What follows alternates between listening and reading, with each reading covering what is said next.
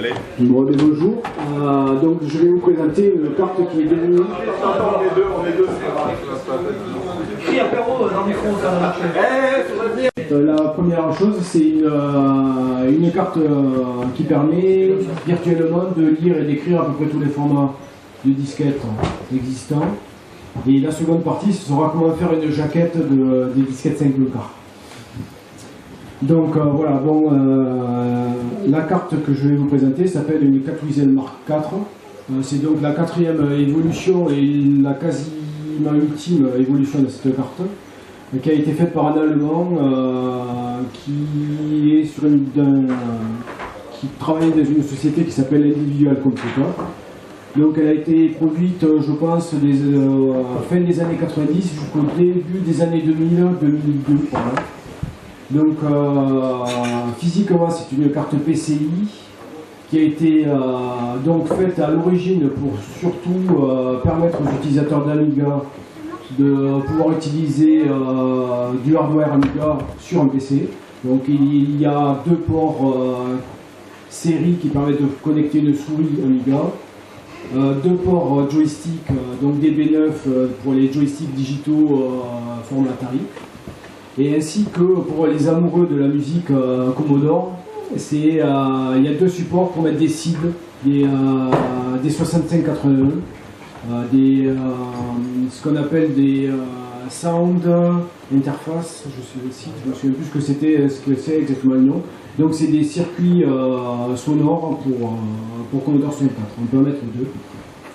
Et donc par la suite, le concepteur de cette carte a développé un certain nombre de drivers qui ont permis de lire donc,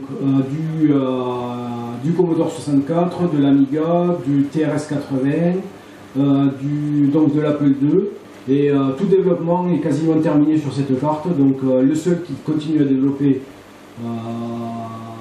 je ne me souviens plus de son nom, mais en fait il fait un driver sous Linux. Donc c'est celui que j'utilise. Parce que j'ai les sources, surtout. Oui. Les disquettes Mac qui sont quelles, c'est trop cher aussi? Alors les disquettes Mac, normalement c'est supporté, à vitesse variable, et secteur donc variable, mais moi j'ai essayé, disons que les résultats sont assez aléatoires. Comme c'est une carte qui a été relativement peu diffusée, les retours d'expérience sont assez rares. Donc il faut vraiment se pencher dessus. On va le voir pour l'Apple II, ça n'a pas été tout à fait simple. J'ai beaucoup galéré pour arriver à écrire et lire une disquette Apple II, sachant que en fait, je cherchais à me doter de logiciels que je trouvais sur Internet, donc qui étaient en point DSK la plupart du temps. Et il y avait un souci en fait avec le logiciel de la Catwizel, c'est que les secteurs, en fait, ce qu'il fait, c'est qu'il lit une disquette en mettant les secteurs dans l'ordre. Donc, en fait, il commence par le track 0, secteur 0, secteur 1, etc. Il met tout à la suite. Sauf qu'en fait, les DSK, c'est pas du tout ça. Les DSK, ça reprend le schéma de lecture des Apple II. Comme c'est des ordinateurs qui étaient relativement lents, en fait, ils n'étaient pas capables d'écrire les secteurs 0, secteur 1 à la suite. Ils faisaient un interleave. Ce que j'ai découvert par la suite. Donc en fait, il lisait et écrivait le secteur 0, il laissait passer 7 secteurs, donc il écrivait le secteur 7, après il passait sur le secteur 15, ainsi de suite. Les DSK suivent cette architecture. Parce que moi, j'arrive à lire avec la Catwizel. Donc, sachant que le code du driver que j'utilise est relativement illisible, voire même complètement illisible, j'ai préféré faire un petit programme externe, une moulinette, pour traduire en fait le format des secteurs pour le mettre dans l'ordre qui m'arrange. Voilà, donc je vais vous faire une toute petite démo parce que bon, de toute façon il n'y a pas... J'ai une question, les disquettes DSK, est-ce que ce sont des disquettes vierges? Pourquoi? Ça fait chier. Non, ce jeu de mots pourri. Avec un certain DSK. Ah, d'accord. Tu veux le pole dancing? C'est pas l'ordinateur payant, c'est le disquette qui est rapide. Donc en fait là, donc je travaille sous Linux pour une simplicité accrue par rapport à Windows, sachant qu'en plus le programme Windows marche de manière assez aléatoire, donc du coup je préfère être sur un système qui est quand même beaucoup plus fiable. Donc, alors pour la démo que je vais vous faire, en fait j'ai récupéré une disquette, c'est une disquette Prodos qu'on m'a gentiment prêté. Donc en fait j'ai un outil donc, qui permet donc CW Tool qui utilise directement en fait le périphérique device déclaré qui est CW0 qui est en fait j'ai essayé. Tu peux baisser la résolution de l'écran. J'ai essayé affichage. Alors si je me souviens bien. Non, c'est pas Windows, effectivement, je confirme. C'est un petit peu plus police. Mais c'est relativement simple quand même. Ah ouais. Bon, le seul souci c'est que là, je ne vais pas avoir toute la ligne, on va voir si on peut avoir toute la ligne aussi. Donc voilà.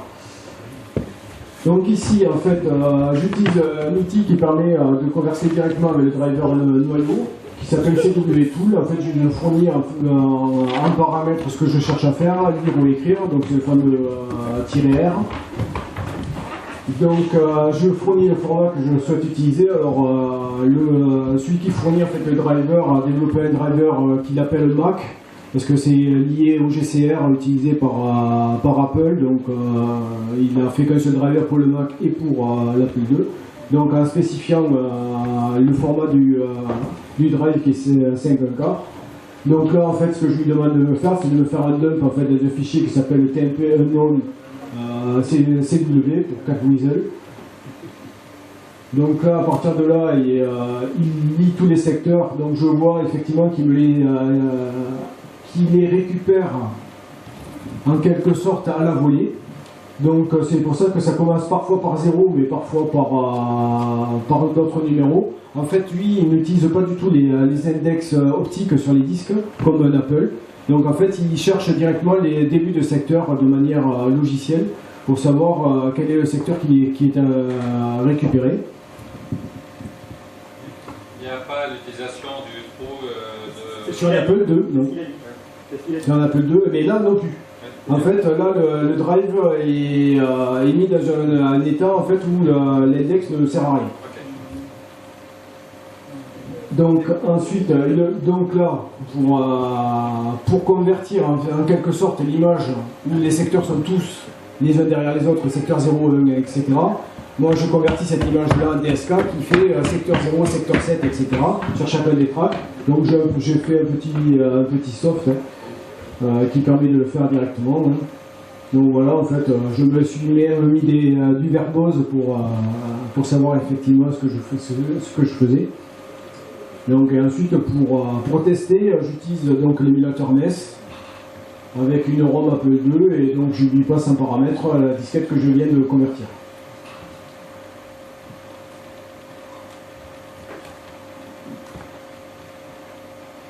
Donc là on voit qu'il boot sans problème la disquette qu'on vient de lire. Voilà, donc là bon, c'est pas très visuel en quelque sorte, mais c'est vrai que c'est quand même une grosse avancée parce que d'une certaine manière, les seules possibilités de transférer des disquettes Apple sur PC, c'est d'utiliser ADT Pro. Donc effectivement, ça c'est limite, comme tout. Bon, là, effectivement, ce matériel-là n'existe plus. Donc ça, de ce coup, ça limite un petit peu son intérêt, sachant que de toute façon, je ne doute pas que CryoFlux, l'interface USB, va à un moment ou un autre arriver au moins à lire, ça le fait déjà, mais écrire, je pense qu'ils vont pas tarder à y arriver, quoi. Parce que, après, c'est toujours un problème d'intérêt d'un certain nombre de publics. Pourquoi CryoFlux lit tout? C'est parce qu'en fait, beaucoup s'en servent pour archiver. Mais c'est vrai que faire l'inverse, réécrire des disquettes sur des supports d'origine, en fait, ça intéresse moyennement les gens, soyons clairs. Le matériel vieillissant, les supports devenant de plus en plus difficiles à trouver. Donc effectivement, c'est une utilisation un peu marginale de ce type de matériel. Il faut savoir que ce matériel-là, la Catuzel a été longtemps utilisé par même des gouvernements pour archiver leurs disquettes. Comme maintenant, en fait, on n'arrive plus à les trouver, ces cartes PCI. Donc tout est passé sur Cryoflux. D'ailleurs, c'est pour ça que la préservation, je ne sais plus comment elle s'appelle, la société de préservation des logiciels, préconise justement d'utiliser Cryoflux. Non, c'est pas Internet Archive, c'est SF Software Foundation. Ouais. Donc, bon, c'est toujours une histoire de disponibilité du matériel. SPS, ouais, c'est ça. Et la SPS, c'est ceux qui font le Cryoflux. Oui, mais en fait, ils ont créé la Cryoflux parce que la Catuzel n'existait plus. Donc, c'est pour ça qu'effectivement... Et la Cryoflux, on peut l'acheter facilement? Ça, c'est la Cryoflux est disponible, ça vaut 120 € à peu près. D'accord. Et ça se présente sous le forme? C'est d'une petite carte qu'on connecte sur l'USB. Sachant que maintenant, effectivement, les bus PCI commencent à disparaître aussi des machines. Donc, ils ont fait le choix de passer sur de l'USB. Il existe un autre projet, alors j'ai oublié le nom, je suis désolé, qui est concurrent en fait de la Cryoflux, mais en fait c'est pareil, c'est comme si une petite communauté de personnes qui œuvrent sur ces cartes-là. En fait, on est obligé globalement de se faire les trucs nous-mêmes. Si on veut vraiment un support un peu particulier, donc, et ça demande beaucoup d'expérimentation. Il y a beaucoup de problématiques de compatibilité aussi avec les lecteurs. Il y a des marques de lecteurs qui sont quand même beaucoup plus performantes que d'autres. Tout ce qui est Mitsumi et tout ça, vaut mieux éviter. Panasonic, globalement, c'est du Panasonic qu'il faut, à peu près. Panasonic ou Sony est pas mal aussi pour ce qui est émulation. Voilà. Donc, ce que je vais faire, c'est. Je n'ai pas récupéré de disquette Urge. Je vais donc faire à l'inverse, mais par contre, on n'a pas d'Apple II pour prouver que ça fonctionne. Mais je vais montrer. Qu'est-ce qu'il te faut? Qu'est-ce qu'il te faut? Ah non, Commodore, ça j'ai fait, mais j'ai eu autant de difficultés que pour l'Apple.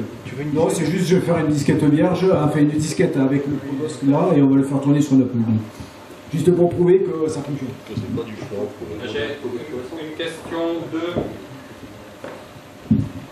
Le Catuzel, est-ce que ça marche avec des disquettes protégées? Est-ce que ça marche avec autre chose que des pistes, c'est-à-dire des demi-pistes ou des quarts de piste? Alors on vient de faire l'expérience avec Marble Madness. Effectivement, il n'y arrive pas. Il détecte des erreurs. Alors, si c'est des erreurs intersecteurs, ça va. Puisqu'il lit en fait un flux continu, donc il s'en fout un petit peu. Par contre, tout ce qui est piste, en fait, non. Là, il est câblé pour faire tant de pistes. Donc, effectivement, pour les disquettes protégées, ça reste toujours un grand problème. Voilà. Je suis désolé.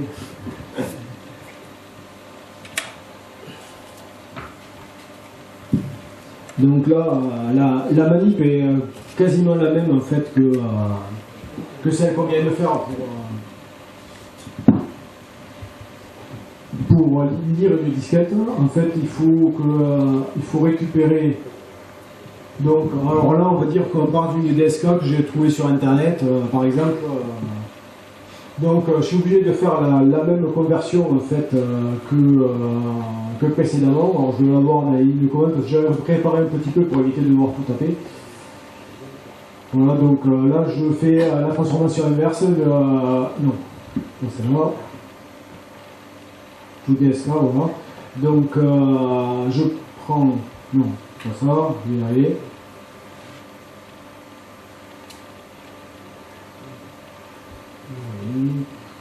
Voilà. Voilà. Il va falloir que je tape un petit peu. Je te tiens le micro.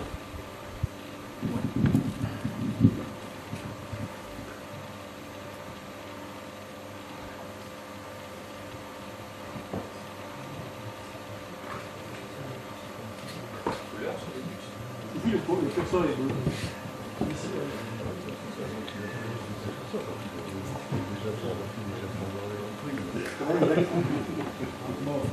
Ah, là, ça c'est Linux, Cordom, c'est Linux.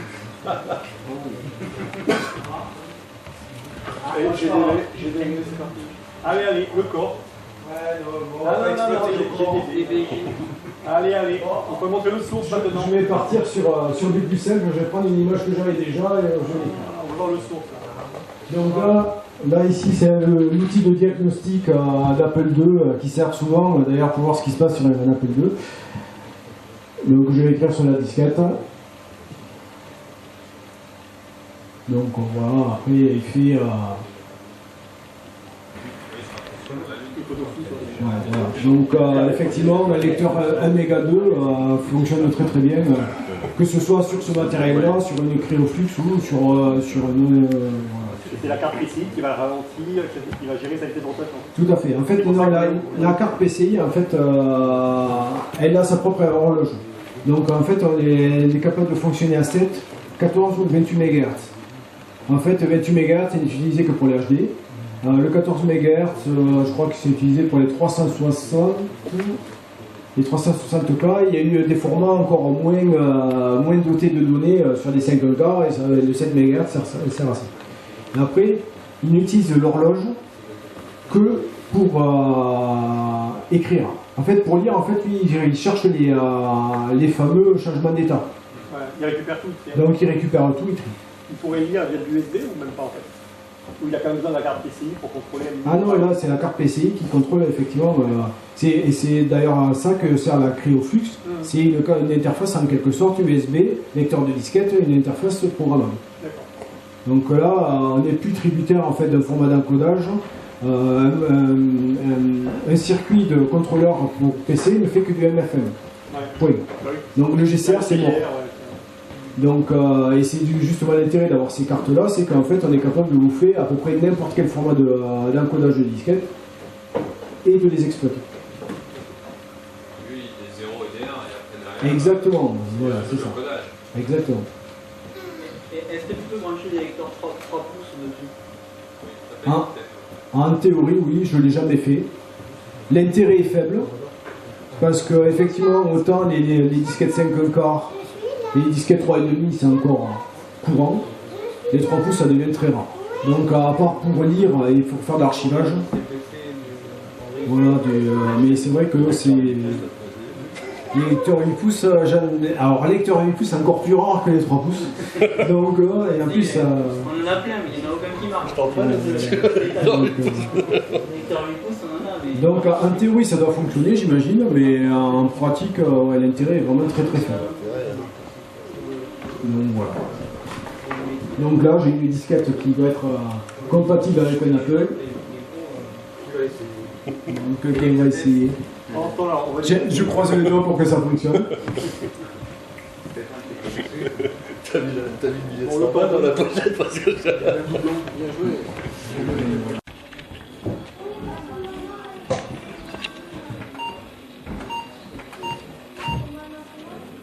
Il y aurait un problème au niveau de la copie, je pense. Non, pas complètement. Tu as la copie disque Ludo? Et il est reparti avec. Je vais te l'apporter, on va vérifier quelque chose.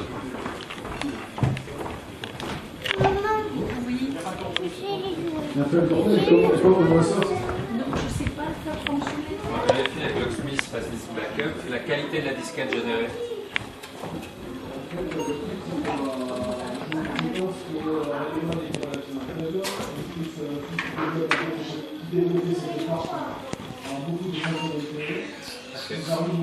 Hein? C'est peut-être l'Apple II qui déconne. Mon Apple II déconne.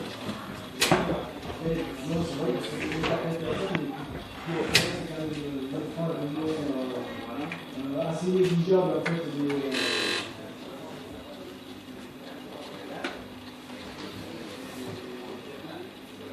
C'est quand même pas parfait. Les petits 2, ça veut dire qu'il a fallu 2 lectures pour lire le secteur. D'accord. Le petit D, c'est à dire qu'il a une erreur sur le champ de données.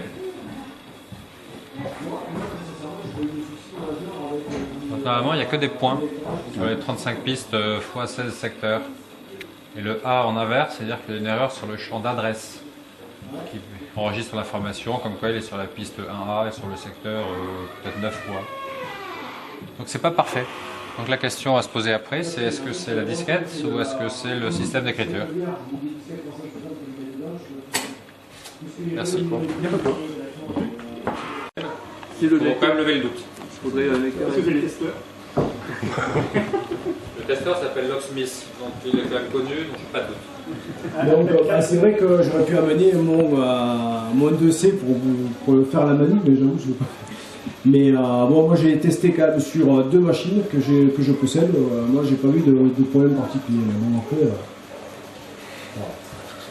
problème c'est de sortir la responsabilité. voilà. Bon après je vais vous montrer donc la seconde partie de la présentation. C'est il y a quelques temps j'ai récupéré un pack de disquettes à l'association et donc en fouillant dans ces disquettes là, je me suis aperçu que toutes les disquettes qui étaient sans jaquette en fait elles étaient toutes maudites. Ils avaient la partie qui était donc dans la fenêtre là, qui était à l'air libre, en fait il y a de la moisissure. Donc là direct poubelle. Ce qui est relativement dommage, sachant que toutes les disquettes qui avaient une jaquette, en fait, pas de souci. Donc j'ai essayé de voir si quelqu'un vendait des jaquettes. J'ai vu le prix, je me suis dit c'est un peu abusé. Donc j'ai regardé comment en faire. Et en fait c'est très très simple. Donc j'ai amené quelques feuilles. En fait avec une feuille à 4 on fait une jaquette. Mais elles tiennent bien la disquette ou elles sont flottantes? Après, ça dépend de la manière dont on les colle. C'est toujours le problème en fait, c'est que ça dépend de la personne qui fait la manipulation. Donc voilà, en fait c'est très très simple, là c'est juste un canevas de découpe avec, donc on met l'image qu'on veut à la bonne dimension. Donc là on peut faire donc des versions vierges, donc ça par défaut la vierge, après on met le logo qu'on désire, donc j'en ai fait avec le logo du festival et j'en ai fait d'autres avec le logo Apple. On met un DSK dans la vierge? On peut prendre un logo. Donc voilà ce qu'on peut obtenir aussi. Donc voilà, alors ça permet effectivement aussi de se faire des jaquettes personnalisées. Avec ta photo. Mais le modèle c'est quoi? C'est un fichier Donc c'est un fichier Linux utilisable? Non, pas du tout. Oh, Linux tout de suite. Alors pour rester quand même dans la même veine et pour penser aux gens qui n'ont pas envie de dépenser de l'argent pour Word, c'est de l'Open Office. Bravo. Ah, c'est bien. Donc de toute façon, ce que je vais faire, c'est que je vais les fournir à Stéphane et il va la mettre sur son site ou elle la mettra sur le site de Silicio, je sais pas, enfin, on mettra. Sachant que c'est vrai que c'est difficile à trouver. Le Canva pour ce type de médias, c'est super dur à trouver. Donc c'est vrai que c'est intéressant. Après, tu fais un atelier avec tes enfants, tu fais des cours. Voilà, bon, donc j'avais prévu à vrai dire, mais là je manque comment ça s'appelle, de courage, mais effectivement si on peut faire au moins un, en fait il y a juste une astuce, c'est que ici en fait il y a des oreilles à ce niveau-là, et en fait il faut les mettre de l'autre côté, comme les disquettes, comme les jaquettes officielles en fait, hein. Il faut surtout pas vouloir les mettre à l'intérieur, il faut les mettre derrière. Parce que sinon c'est vraiment assez chiant à faire. Mais sinon après, voilà, ça n'a rien de très compliqué, quoi. Là c'est sur du papier standard, ça suffit largement le papier standard en fait. La plupart des jaquettes existantes sont en papier relativement fin. Quelques éditeurs utilisaient des papiers cartonnés. Je ne suis pas sûr qu'il y ait réellement d'avantage d'avoir du papier cartonné. Ça prend plus de place, mais bon après... Et que la surface soit glacée pour qu'il ne libère pas de particules dans la... En fait, dans la réalité, moi j'ai regardé, il y en a assez peu en fait qui ont réellement qui sont glacés à l'intérieur. Après, il est plus déchiré par. Ouais, du papier intissé. Mais c'est pareil, c'est de toutes les disquettes que j'ai eu entre les mains, en fait, qui étaient anciennes. Franchement, j'ai pas vu de différence entre les médias, les médiums en fait de carton. Par contre, ce qui est sûr, c'est que s'il n'y a pas de jaquette, la disquette, elle va moisir. Ça, c'est sûr. Une autre, juste très bonne initiative, moi j'utilise ça, c'est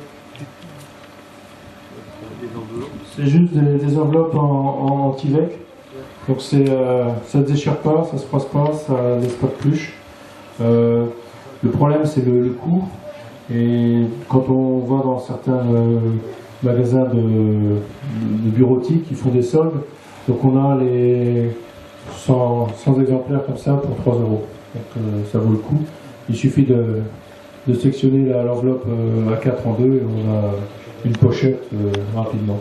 Et si on veut la décorer, ça reste. Si on peut imprimer, mais bon, ça c'est rapidement mis en œuvre, mais c'est un coût si on ne trouve pas les soldes correspondants. Les deux sont compatibles. Il faut toujours choisir sa méthode. Là, je fais passer pour ceux qui veulent voir. Donc voilà, mais, de toute façon on mettra en ligne les fichiers comme ça. Moi je peux te montrer que ça se déchire. Voilà, De déchirer. Donc voilà, pour la petite présentation.